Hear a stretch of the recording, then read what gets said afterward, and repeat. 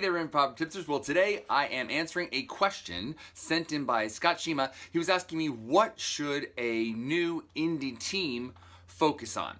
Well, I think there's three things that I'm going to try to break down. One, at the very beginning, is I think that you all should agree on the basics. What is it that you want this team to be? What direction do you want to go? What style of improv do you want to participate in? I think sometimes we sort of have a fun show with someone like, I'd like to be on a team with them, but we don't realize that maybe that show wasn't indicative of their work or their goals or whatever, and then we're sort of like 3 months in or 4 months in, and we're sort of going different directions, and that's always hard because you put in the time and the energy and you don't want to give up on it because you don't want to be a quitter, but it's not really working for you. So I think sort of getting those ideas out at the beginning of what do you want this team to be and how do you guys want to do it, I think is super important. The second thing I think is super important is getting a coach, because a coach, and a coach that you all kind of respect, that you all like their work, that you sort of want to go in the direction that they want to take you in, or you have some specific request of them,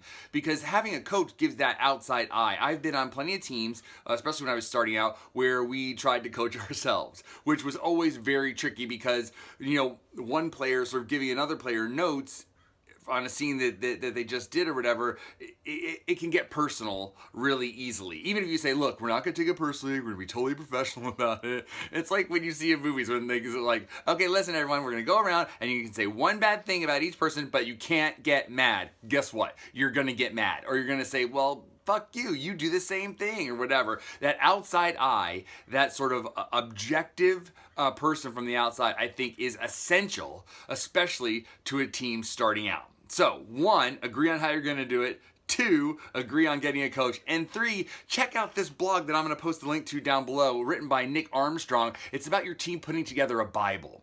And it sort of like codifies or solidifies all the things that I'm talking about. And he asks a couple of great provocative questions in there as well, like that sort of helps your team get all on the same page. If you can't agree on writing a Bible and you can't agree on what to put in that Bible, then maybe you guys shouldn't be a team, right? And also having all that stuff spelled out, just like in any contract that you enter into with you're starting something with your friend or your writing partners or whatever, you want to, in the honeymoon phase, when it's all happy and great, you want to sort of like lay down the rules of how we're going to do this, maybe during the tough times. Because every relationship, whether it's a team or a romantic relationship or whatever, has its tough times. But you want to sort of like say, here's how we're going to do it when times get tough, so that we can stick together and still be productive and still, if it breaks up, then we're still amicable at the end of it all, okay? So those are my top 3 tips. 1, agree on the basics.